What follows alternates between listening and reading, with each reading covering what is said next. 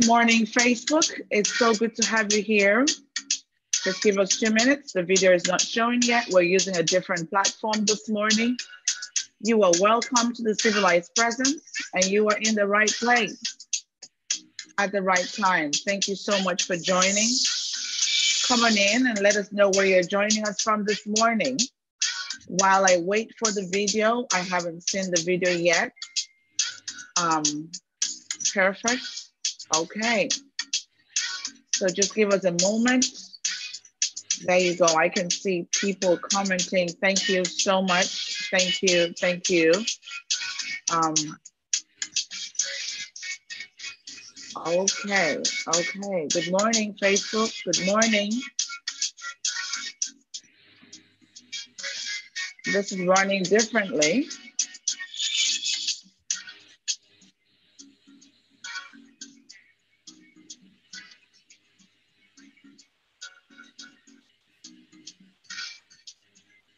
Welcome, welcome, welcome, welcome. Thank you so much. It's so good to have everyone here. Thank you. Thank you. Welcome. Okay, so I can see the video. I'm so sorry, we're using a different platform. So if I do not see your name right now, or if I do not call you out, it's because I'm still trying to get used to this platform. We're using Zoom this morning, but we're gonna have fun. We were having some technical difficulties, and I really have to apologize for some of you who have been here from 8:30 and just waiting for us to come on. So welcome. What is most important is the message. It's gonna be as good as usual. So I am so excited. Let me know where you're joining us from. So come on in and just say a quick hello. Come in and just give us a wave. Let us know where you're joining us from. So it's the Civilized Presence. You are in the right place. Civilized Presence is an online TV session where people discover their voice, their self, and learn a social skill, of course, to thrive in the real world. So if you want to become a change maker, you are in the right place. We are here every Mondays and Fridays, usually at 8:30 a.m. Eastern time. But sometimes we have special sessions such as this one, where we're here on a Wednesday. It is such a great topic. I don't know where you're coming in from. If you're on Facebook, welcome. If you're coming in from YouTube, maybe you're seeing us later on, welcome. If you're watching this on replay, welcome. If you're on Instagram later on, welcome. So give me a wave, give me a hello. I can see people trying to call. I'm sorry, but I'm online and I'm not able to take the call. I hope that you can see this. You can see the video right away. And welcome, ID. It's great to have you here. Welcome, Marine. It's great to have you here. Welcome. I think I'm trying to see Ella calling. Maybe she didn't see the video on time, but we're here. Please come on into the house. It's so good to have you. So civility, it's the topic of today, really. What we do here every Mondays and Fridays really is to break it down into tiny bits and get you to understand how easy but important it is for you to be civil. And of course, if you've been hanging out with me, you would learn simple ways like saying please and thank you, good morning, or even share a compliment. That's how to be civil. That's where to begin from. If you've never been civil before, that's okay. You can begin right after the session. Civility is focused on positive people's treatment, treating others the way that you want to be treated. Civility does the work of empathy. Civility, I know, is complex, okay? It's not just gonna happen. You have to be intentional about it, okay? Civility is the golden rule. So you can think about it as treating others the way that you wanna be treated. Civility, for some people, might refer to civility as manners, as being courteous, polite, you know, being civil, whatever will work for you. And welcome, Sekoni, it's great to have you in the house. I'm so sorry that we got in here late. We were having some technical difficulties and I'm still trying to get used to the screen. I'm happy to see some people, but I don't even know what is happening, but we're gonna figure it out. Give us some time, we're gonna figure it out.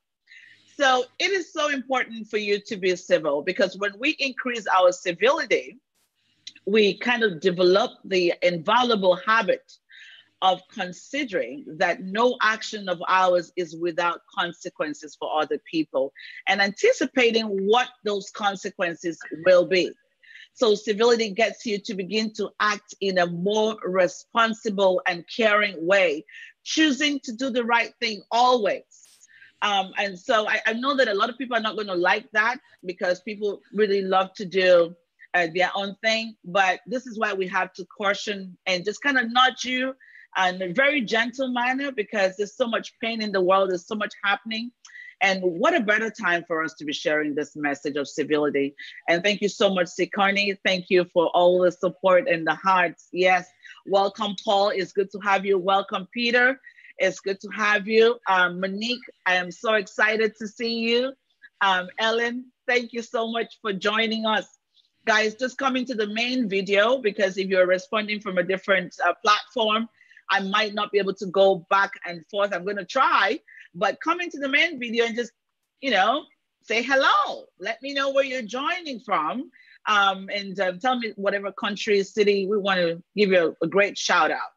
Now, some of you might have seen the post for today, maybe not, or the topic of today. It's something that I'm very passionate about, microaggression.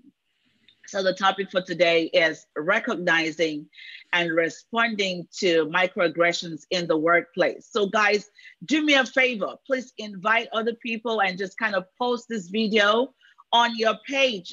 Charles Adaku, it's great to have you here from Tanzania. Thank you so much for joining. So please put it on your page, invite other people, start up a watch party, and just get people to be part of what we're doing. Yes, Louisa is trying to figure this out this morning. We're using a different platform. So I need your help this morning, guys. I don't want to do it for me. I have one of the best, you know, in the show this morning. She is amazing. She's a returning guest, and this is what she does on an everyday basis. Let me tell you, this woman is amazing. I'm just going to tell you a bit about her, you know, in a moment. So not just that she's beautiful, but she's loaded, okay? So some of you are just seeing her for the first time. Her name is Adaku Ezeudo. And I want to believe that I got that right. But if I did not, maybe after a cup of tea, it should kind of work out. So Adaku is a diversity and inclusion consultant. She's a trainer, she's a coach, author, and mentor.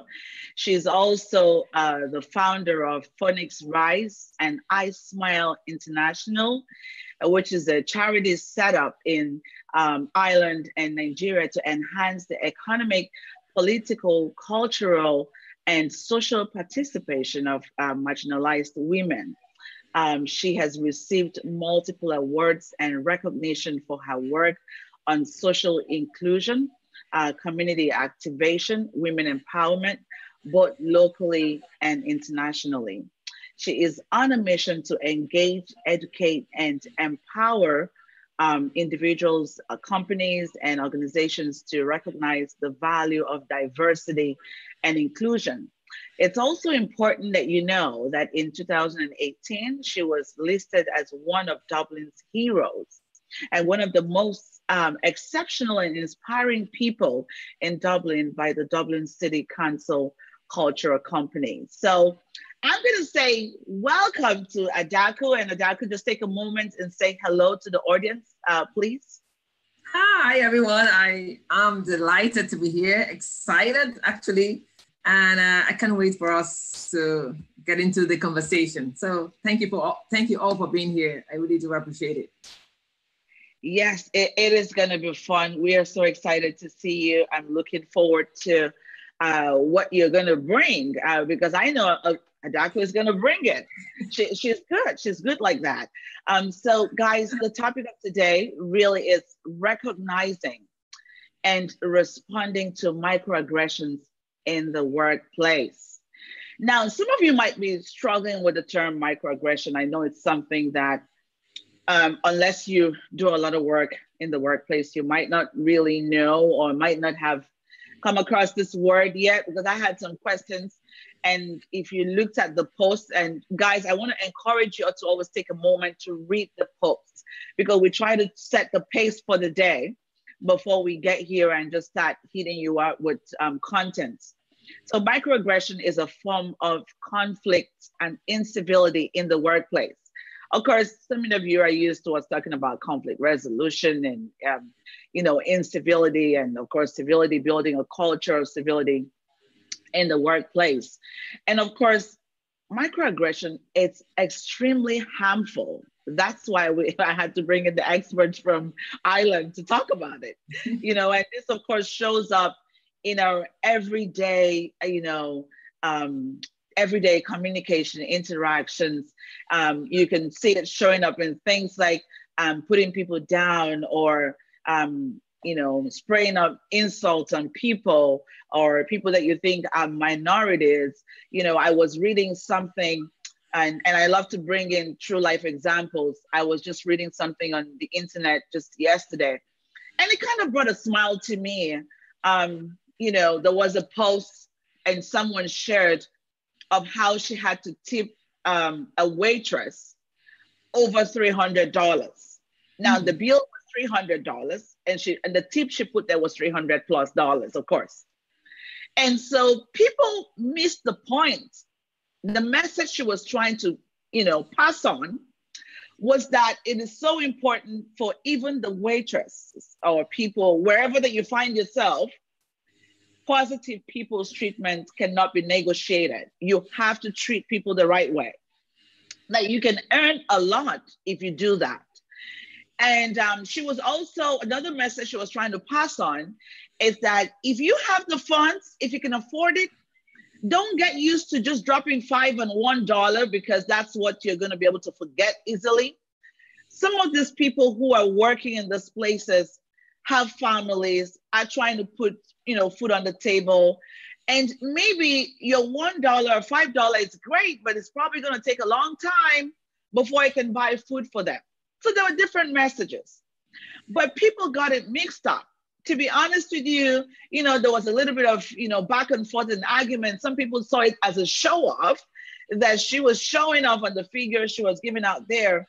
But the message she was giving, and she had to come back to explain that when she walked into the restaurant, the first table she was sitting in, the waiter was very rude, was extremely rude to her. She had to ask the manager to move her to another seat.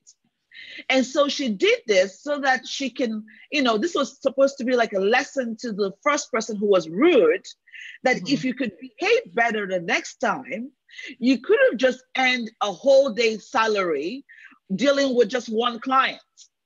See what I mean? So I thought I should share this. This was interesting because this is civility playing out.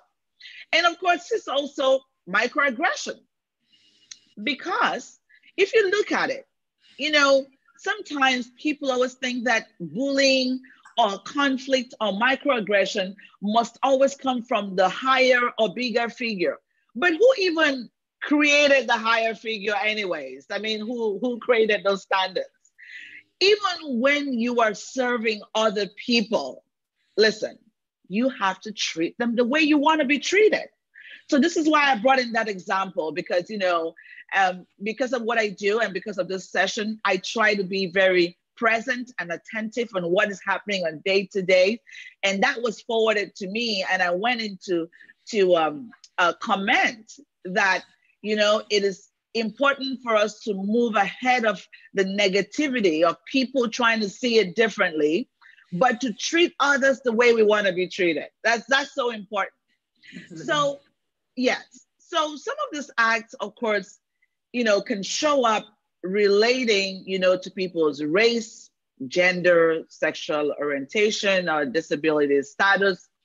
A lot of these things are happening, whether it's in the workplace, in the community, in different places. But today we're focusing on the workplace, and that's why we have the expert in the house. And welcome, Mavi Isibo. It's good to have you here. That's the first image consultant in Nigeria. I'm so honored that you made out time to be here. Welcome, Ifoma. It's good to have you in the house. So that's where we're going to begin the conversation from. And Mr. Adaku, how this works really is to get started with the question. We begin the conversation. We can have a question from the audience, maybe not, but we're just going to get things started. So my first question to you, of course, we're going to do this again because it might be someone's first day in the show. Is what does civility mean to you? Over to you. Okay. So civility really, it's really, for me, it's about respecting people where they are at. You know, we are different, we are diverse, and it's going to be a different experience for everyone. So when you are civil, you have you kind of have accepted that this person is different from me, but I'm going to respect them. I don't always have to agree with what they are doing or like what they are about, but I choose to respect them and respect the difference. So that's what it is for me. It's respecting difference, appreciating difference, and celebrating difference. Perfect. I love that. I love, you talking about celebrating, because I think that in the world today, we've kind of lost the culture of honor. Mm-hmm. People are not being celebrated anymore. And welcome, Sister Udrak. It's great to have you here. Thank you so much for joining from Nigeria. And it's so important for us to celebrate people's differences. I'm not saying that you're going to have to be around everybody. I'm not saying that you're going to have to make everybody your friend, mm-hmm. but I'm saying that you have to respect them. Respect their differences. Respect who they are. Respect them because they are human. And do not expect anything in return. Because, sometimes I get questions on the show, Louisa, what happens if I'm treating somebody nicely and they're not returning it back? Guys, you're not going to get it back. I mean, listen, back up from that. Don't expect good for good all the time, because we're in the process and in the business of changing the world. So we can't be thinking that way. We have to step away from that. Now, treat others, with kindness and love and politeness and civility, just because they're human. Think about humanness. And that's one of my favorite words is, human kindness. Being kind to people because they deserve it, because they're human, not because they're going to do the same thing to you. So thank you so much, Adaku, for that definition. So this is going to take us to the next part of this, and welcome. Eno, it's great to have you here from Nigeria. I'm so honored that you made out time to be here. Now, can you kind of share this with our audience? What is microaggression anyways? And you can also share some examples, your personal examples, because I know that this is something that you do on a daily basis. What is microaggression, and how can we break it in the most simple form for everyone to understand? Thank you so much. Over to you. Yeah. So microaggressions are really everyday verbal, behavioral, and environmental actions that communicate insults, indignities, and this is normally attributed towards minority groups who, in daily interaction with well-meaning individuals, and don't even realize that they have made an offensive statement, or they have, engaged in an offensive behavior. So for example, some of the microaggressions I would face myself every day, even up till now, will be somebody coming up to me here. I'm in Ireland. I'm originally from Nigeria. And they will tell me, your English is so good. I'm like, yeah, in Nigeria, we speak English, not Nigerian. So those are the kind of things that, I must highlight, though, that microaggression comes from a place of, or people don't intend to offend you many times.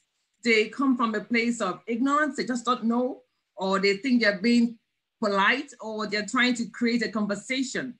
So that would be an example when people, think that, because what that implies when somebody tells you, oh, your English is really very good, it means that maybe people from your culture or from your race or from your ethnicity don't really have clear English. And so that's one example. Another example would be around maybe somebody making a joke. This is actually a joke that a colleague of mine shared with me. He's from Pakistan. And at work, when he's hanging out with his colleagues at lunchtime, one particular guy will tell him, oh, I hope you don't have a bomb under your jacket. And they all laugh. It's like, it's funny. But he's like, I don't like this. You know, this is really horrible feeling. You know, that's not a joke. So people see things, yes, it's meant to be a joke, but some jokes are really expensive, so not funny. And, you know, so that's another type of microaggression. Then even at work, I've been in a place where, you know, this is called environmental microaggression, where you're in the room, you know, this happened to me a lot. When I'm the only woman in the room, or I'm the only woman of color, you're sitting beside 10, 20 men. I'm like, oh my God, you know, it is a bit intimidating. Where there is lack of diversity, it's quite uncomfortable to be in that kind of a space. So that's a kind of environmental microaggression. Microaggression also comes up in accent, people imitating your accent. You know, I was in town the other day, and I was trying to buy, that there's this Chinese shop that they sell, you know, affordable chargers and all. So I went in there to pick up one, and I think they had there was a customer that wasn't happy with some service, and he just proceeded to make fun of this Chinese girl and was imitating her accent, and, you know, trying to make fun of her, to put her down. And she, you know, I just thought that's so rude. And being myself, being my, I address issues as they come. I just told him, you can't do that. That is so wrong. You know, you can't insult her that way. If you're not happy about the service, you address the issue, not the lady. So those are simple examples as well. But again, there are also in the workplace. I'm just sharing examples that I would have experienced myself, or if people I know would have experienced as well. It could be in the office space where, you know, there is some unglamorous tasks for, like, making tea during meetings, or like taking notes and minutes. So sometimes the women are asked to do those kind of jobs. Oh, it's, you know, let her do that kind of job, or let that, you know, minority person do that. That's really wrong. That's microaggression happening there. You know, it's not a task that is designated to one particular person based on her gender or their race, or, you know, whatever. It's important that, you know, these activities or tasks are shared. So those are some type of everyday microaggressions happening in the workplace. You know, it could be that people are speaking over you. Oh, I had this experience a lot of time. And it's actually, it's really, really, you know, I thought I was beginning to have like an imposter syndrome. Like, you know, like when you're speaking and somebody else, particularly a white person, comes and says, oh, what Ada is trying to say is, I'm like, how do you know what I'm trying to say? Allow me to say what I want to say. Or sometimes they talk over you. You know, you make a suggestion and somebody just kind of ignores you and talks over you. And I'm like, I don't like this, you know? So it is subtle. That's the danger of microaggression. It's subtle, it's soft, you know, it's always dismissed as a joke, or it's no big deal. It's not the raging, screaming person. No, it's very soft, well-intentioned, but it is so insidious. It is so, you know, harmful, because it knocks on your confidence. For me, I began to feel like, you know, I had an imposter syndrome. I didn't belong here. You know, I shouldn't be in this space. But so that's really why I'm happy that we are having a conversation around this, because people, employees, you know, the people need to know how they are contributing to this, you know, disease, if I would call it, in the workplace. And, you know, and those that have received it or experienced it, it's about how can I respond? What can I do? So that we can create a more positive, more, you know, respectful workplace for all. Okay, thank you so much for that.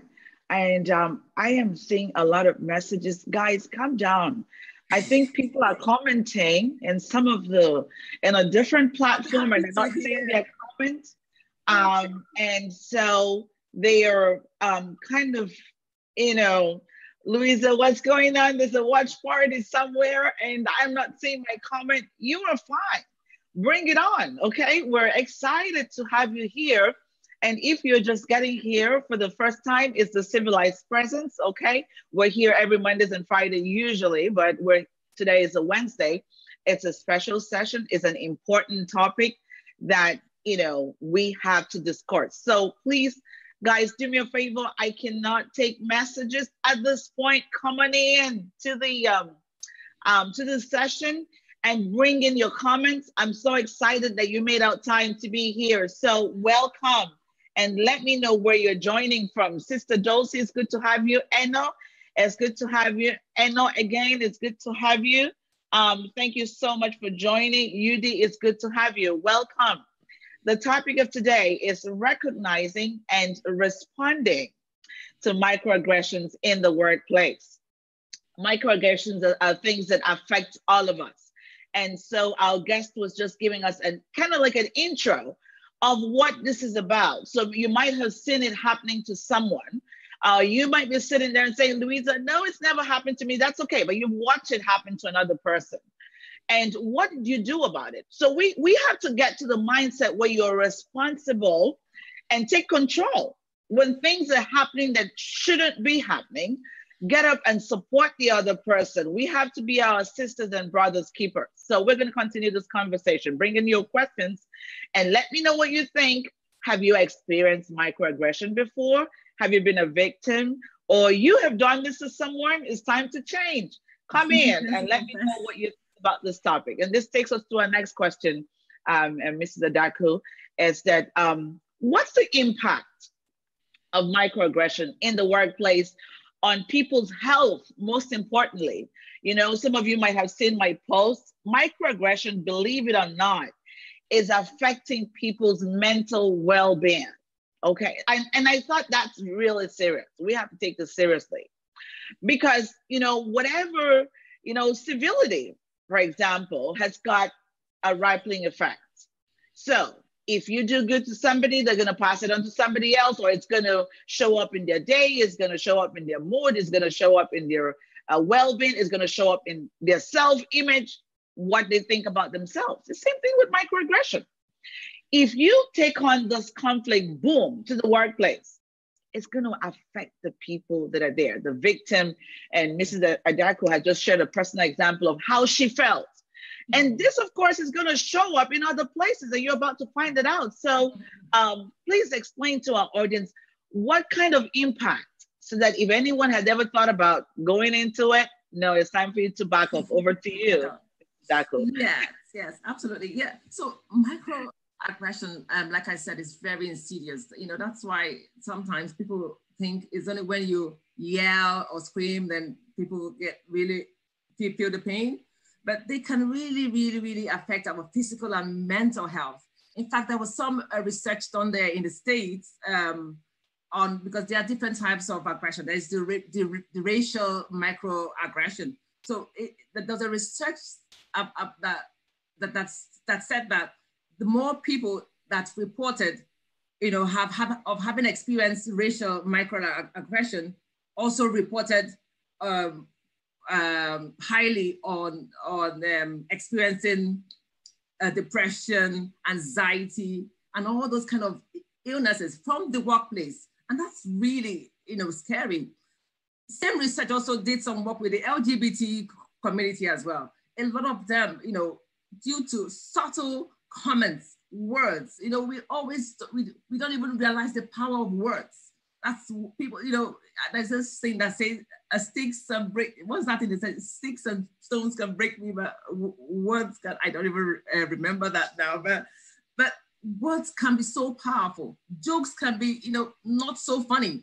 So our physical and mental health, and you can imagine coming to work every day where the aggressor is your boss or is your colleague.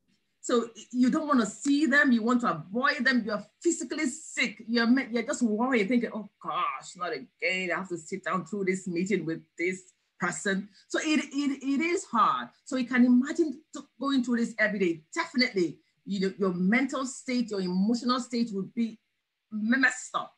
So definitely it affects that. And invariably, it creates hostility in the workplace because you don't want to talk to this person that is making your life miserable, how can you tend to be, hostile toward each other? Maybe silent, passive aggression, not talking to each other, not collaborating in office projects, or it just takes different forms. So it's really, really important that this issue of microaggression is not overlooked.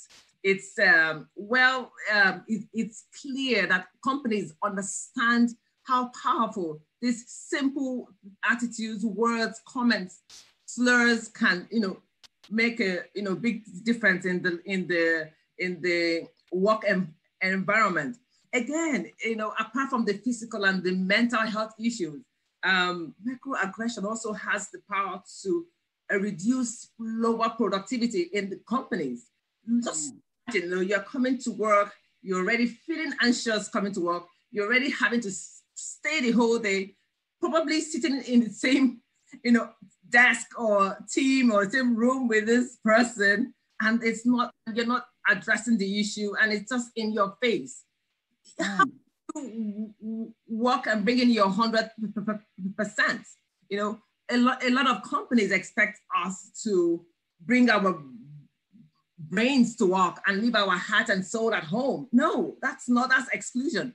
We come with our whole selves at work. For us to give our best at work, to be our very best selves, we need to bring our whole selves at work. And that could be our whole selves of going through this issue of microaggression. So that's why it should be addressed, so that, employee productivity, morale, creativity can be enhanced and addressed as well. So those are few effects that I will share now. So there's the physical and mental health. There's hostility and conflict in the work environment, and also lower productivity and lower communication in the amongst teams. So that's really not a way forward for any company. Thank you so much. I just love, what you shared, and, your passion in this topic, and of course, the work that you've been doing. I just really have to say thank you so much, because this is a topic that is affecting everyone all over the world. Mm-hmm. I must say that most organizations are trying to go global, or are diversified in quotes. But the thing is, the certain things that we have to put in place, guys. It's okay for you to say that you're global, but you have to step in to find out what are the issues and the problems that your employees are facing. And you have just heard from the experts, talking about lower productivity. I think that's a big thing. If a company is in business, they are there to make money. I think another impact of a microaggression would be, disengagement of the employees, and that is really going to be bad. You're going to have employees who are just sitting in there, whether it's from 8 a.m.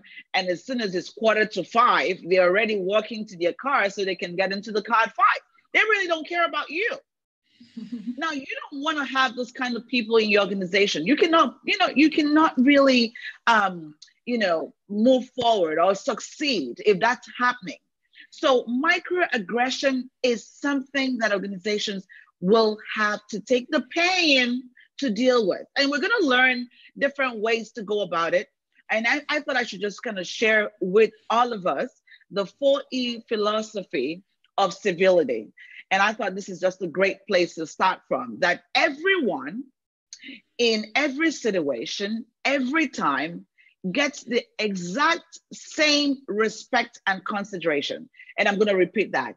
Everyone in every situation, every time, gets the exact same respect and consideration. So anytime that you're wondering if you are staying out of doing what you should be doing or what is expected of you, that's something that you should remind yourself of. That's something that you should say to yourself in the morning when you're saying your little prayer or meditating. Say that to yourself. Remind yourself every day that as you step out in whatever situation, whatever time, make sure that you're giving out the same amount of respect and consideration to everyone, like yourself. And I think that's going to help us and going to help the world to be a better place. Because, you know, sometimes in the workplace, and a couple of months ago, I was blessed to be in the World Bank, and we were delivering the concept, the lost art of civility. That was the topic that we're working on in the workplace in the World Bank. And it was interesting to see over 180 nationalities that were represented in the room. Now, if we have over 180 nationalities in the room, you better be doing the right thing. Because everyone is unique. Everyone is going to come up with their unique religion, unique culture, unique image, unique everything, unique status, unique beliefs, unique values.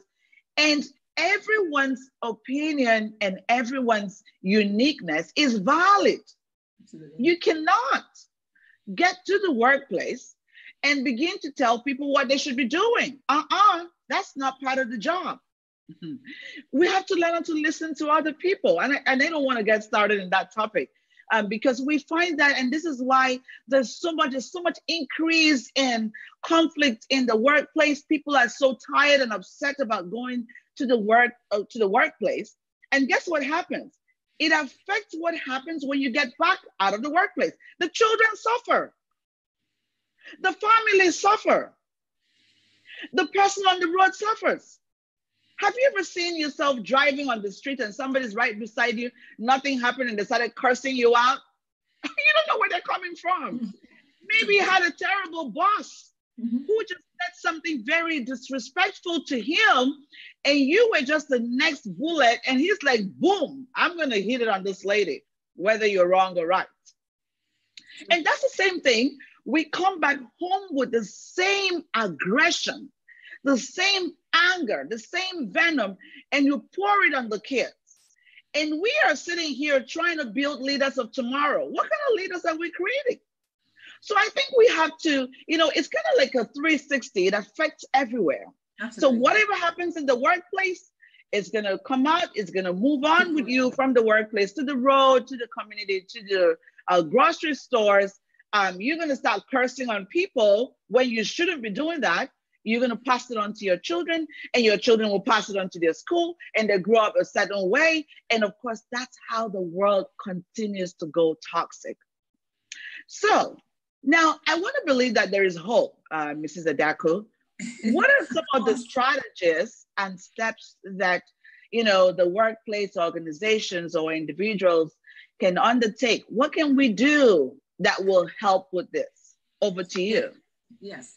Absolutely. I like the point that you made about, you know, how, you know, what we experience in the workplace actually trickles down to our homes, to the society, to the community. And so that's why it needs to be checked, because we spend a huge percentage of our life in the, in the office, you know, working the 9 to 5.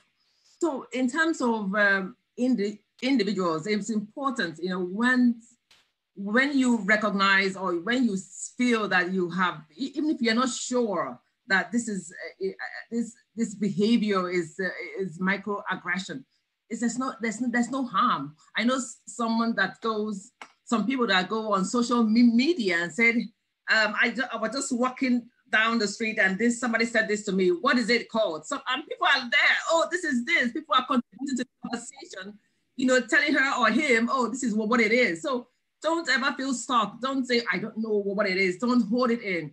That's one. Then two, it's always also important that, you know, sometimes when we experience something, first of all, we ask, is this really microaggression? Should I respond? You know, if I respond, so what happens? Will it get worse? Because we all are different. You know, some people are risk, you know, averse. Some people don't like fighting. Some are like, bring it on. I'm ready, you know.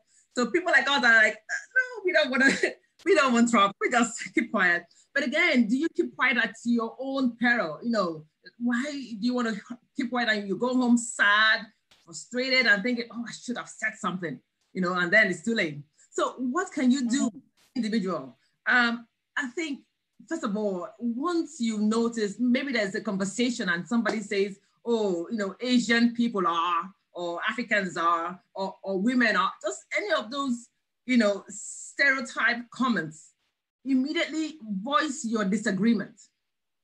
Just say, don't go there. I'm not even interested in this conversation. Don't bring me into this. In that way, you are sending a message to that person that you are not going to be part of this. You know, and again, you're also educating them. You know, you can't make a blanket statement about somebody. For example, I know, you know, sometimes people could say things like, you know, oh, that's so gay, you know, when they say that when they're trying to refer to something as being weird, you know. I'm like, so why don't you say that something is weird? Don't say that's so gay, because once you say that, it may sound as, you know, that's actually a homophobic statement, and you may be offending people in the LGBTQ plus community. So it's about, you know, once people say those things, so, oh no, I don't like this statement, you know, just, you know, I don't want to get involved in this. So voice your disagreement immediately. So another way to respond to microaggression as an individual is to educate the microaggressor. For example, if somebody says things like, you know, I don't know, all Africans or whatever.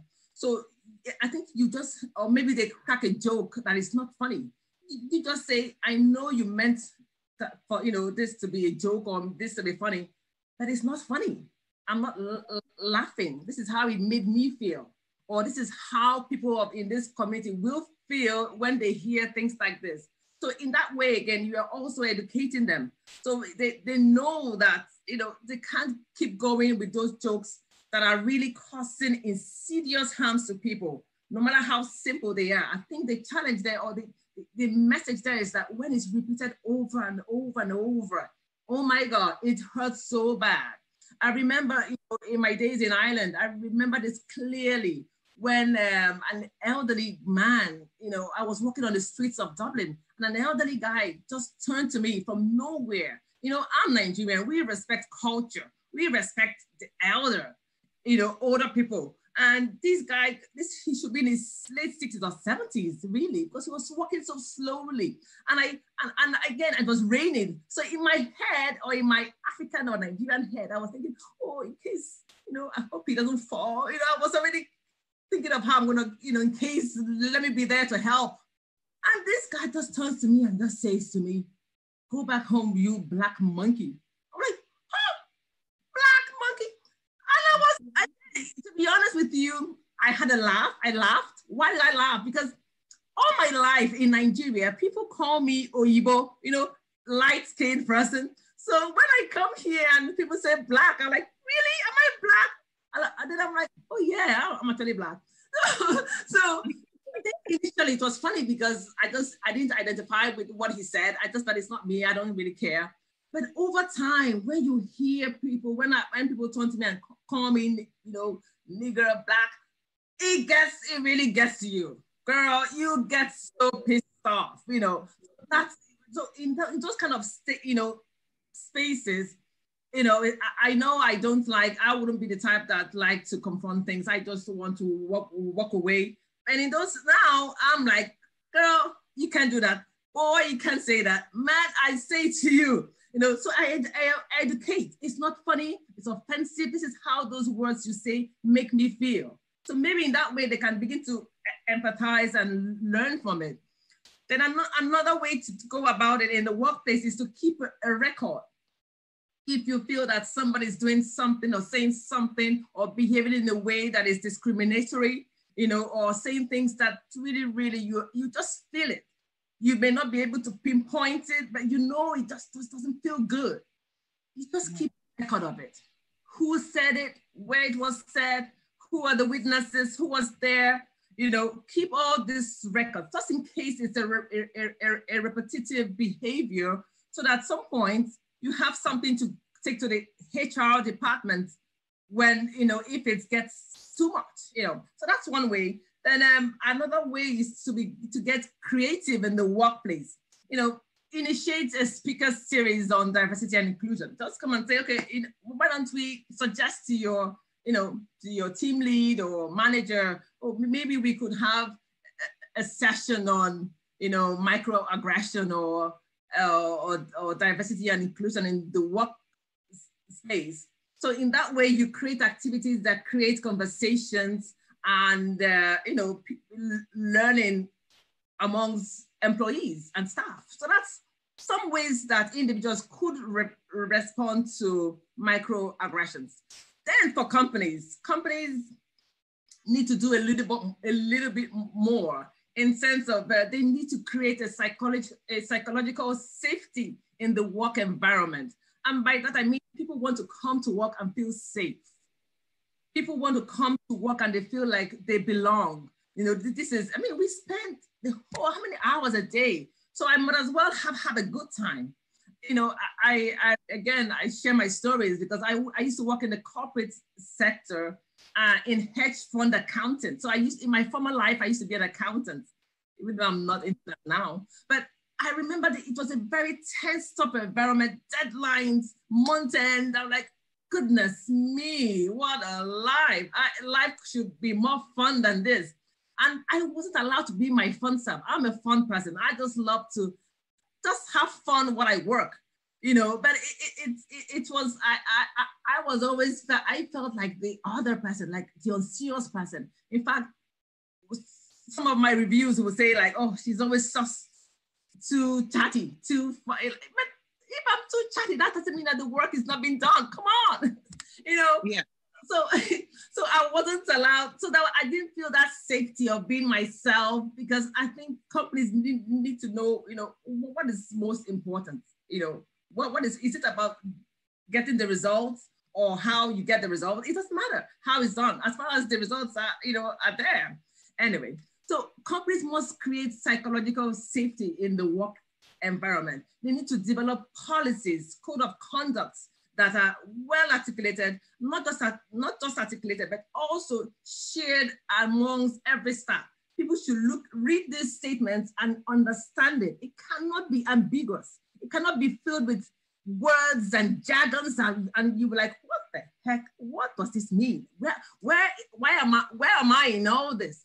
So companies should be able to create simple statements that people can read and say, okay, if you have issues around harassment or microaggression, this is what to do, this is who to talk to. In that way, they feel, you know, that's psychological safety. They feel safe.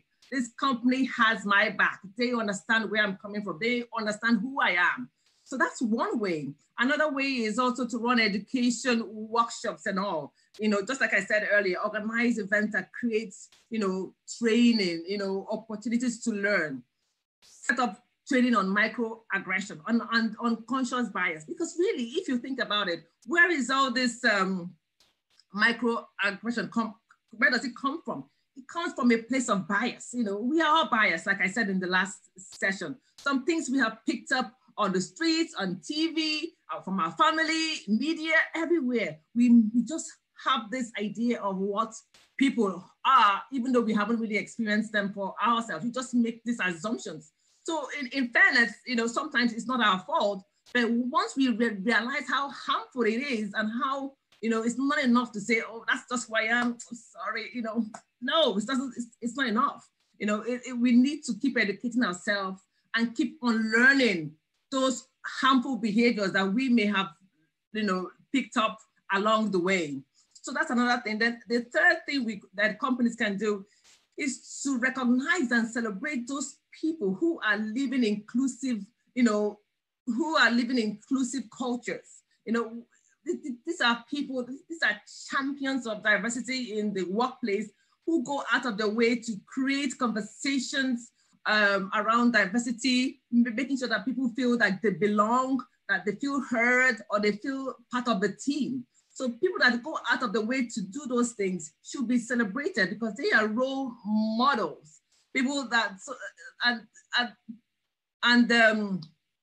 so their behaviors should be modeled as well. You know, when people see these behaviors, see that they are being rewarded, awarded, you know, in some way or the other, people are like, oh yeah, I want to be like this. I want to, you know, I want to, you know, get some bit of a reward or award as well. So when companies start to do that and put those that are doing, you know, promoting diversity and inclusion in the workplace, once they put the spotlight on them, then people, I think there's more inspiration for people to say, oh, I want to be like that. So that's one thing. Then the final thing I would add is, especially around, because this happens a lot in the office spaces where some, I call them the unglamorous tasks, like making tea, going on errands, taking the minutes in the work in meetings. Some of these tasks are left to the women. Oh, but yeah, they're domestic. It's just rope. No, it's not. It's not. Everybody should take turns. Companies should be able to say, hey, you know what, there's going to be a rota system. This week, David, next week, Mary, next week, Adaku, next one, Tunde, and I'm trying to put everybody in the mix. We are all in this together. It's not about separating people or, allowing bias to inform how you manage office activities. So I think that's me talking. I think I've talked too much now. So yeah, those are the kind of ways that individuals and companies could respond in terms of managing microaggression in the workplace. Thank you so much. That is amazing. I love that you're able to, we're able to learn something, and I have learned a lot. I was actually going to show some examples, but just before that, let me go to the audience. We have Victor. It's good to have you in the house. Patricia, thank you for joining. We have Franklin. Thank you. Jai, thank you. Tina Grimes, thank you. Ebony, it's good to have you. Margaret James, thank you. Elizabeth, thank you so much. Stacy, it's so good to have you in the house. And I have other people. Guys, you know what? I love you guys. I mean, thank you for making our time to be here. If I haven't mentioned your name, it's not because I do not care about you. And welcome, Omar Eta. It's good to have you. Please invite other people to be part of what we're doing. We're here every Mondays and Fridays, usually at 8:30 a.m. Eastern time. But of course, we have some special sessions just like this one on a Wednesday. So the message is important. So do me a favor. You don't want to miss out. This is a great message. So what you want to do is follow me on social media. I'm everywhere where businesses should be. So I'm on Facebook, So Unique Experts. Follow me, please. I am on YouTube. You're going to find some great videos, over 200 videos on YouTube. It's Louisa Akaizo on YouTube. And I'm on Instagram, So Unique Experts, Louisa Akaizo. Follow me for all the updates so that you can, and of course, turn your notifications on so that you know when I'm coming online and when I'm sharing something. And we're always constantly sharing great nuggets. So you don't want to miss out of all of these great things. And if you're just joining us for the first time, I don't want to say that you're late to the party, but it looks like you are, even though you're going to have access to the video on my page. But the topic of today is recognizing and responding to microaggression in the workplace, in your environment, around you. Have you been a victim of microaggression? Or have you been the microaggressor? You need to stop. And I understand that maybe you didn't know how these things work. And very simple things like our guest has shared with us. Some of the things that I could come to mind for me are very, very simple things like, where are you from? That can come across as disrespectful. So you need to know when you say some of those things to people. Or your English is very good. Really? Okay.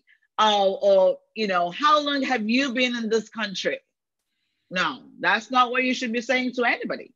Another example is like, you seem so smart.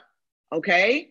Or, another thing that I'm part of the Toastmasters. And I remember we had this new member who was from an Asian country, and she's learning English probably as her third language.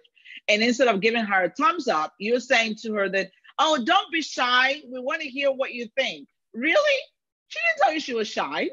If she was shy, she wouldn't have been in the Toastmasters program. So you need to look for other ways of communicating and connecting with people, because you might not have meant harm, but sometimes it comes across really harsh. because, you know, we are all, you know, belong to different levels of awareness, you know, and so, you know, for me, it might be my first time stepping out of my home country. And I have been programmed in a certain way to believe that, you know what, Louisa, where you're going to, you're not going to be accepted. And so the minute that you say that to me, ta-da, it hits my subconscious. And I'm thinking, oh my goodness, this person wants to take me out. I'm ready to fight and bring you down. But meanwhile, that's not really what you meant. So I think that we should, you know, and this is why we talk about respect. You have to take the pain and just trying to learn about other people. Effective listening is going to help us with that. Being more inclusive when you're speaking with people, you know, be more inclusive. You know, it's not all about you. We are all part of the human race. And when I say this, I use the example that it doesn't matter if you're white, blue, green, or black. We are all part of the human race. Okay, so relax. We're here to stay. We're going to spend a long time together. So please, you know, step out of yourself, your comfort zone, your thinking, your mindset of I am just okay. I'm the best thing in the world and other people do not matter. And begin to treat others the way that you want to be treated. You know, listen to people. You know, try to avoid being defensive. Maybe it's somebody, you know, different people are walking around. Maybe I'm learning English language and it's like my third or fourth language. And instead of you to encourage me, you're rather being sarcastic. That's not good. Now, the workplaces, our guest has also shared that you should try to create environments where people are comfortable to speak about their unconscious bias, because that shows up every day. If you're not uncomfortable, you become pained. You know, the workplace, it's so sad because it seems like the workplace is becoming like a hospital unit with a lot of broken people. There's so much things that are happening. People are so pained. You know, people are so angry. And, you know, it's so sad that the world is getting this way. And please, if you notice that it's happening to someone, try to speak up in a non-confrontational manner, though. Try to speak up, but be very subtle about it. Maybe you can find the best time to talk about it. Maybe just when you want it, when you felt like you should be talking is not when you should be talking. Like, you know, you want to go around these things in a nice way. And welcome, my sister Ella is in the house and she's been here with us the whole time. And I enjoy learning with you and always having you in the session. And welcome, Charles Emerua. It's great to have you here in the house. And guys, if you have any questions on this topic, please put it in the comment box below. The expert is in the house and you can bring on the questions later on, even though I wouldn't like you to bring it later on when the expert is on. The expert is here now.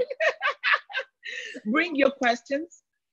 Send me an email, louisa@thecivilityacademy.com. And please make sure that you are here to party with me again on Friday at 8:30 a.m. Eastern time. Let me know what kind of topics that you would want to learn. Is this something that you are expecting us to talk about that we haven't mentioned? This session is for you. We care about you. We want to bring the best for you. We want to be sure that you are happy, that you love what we're doing.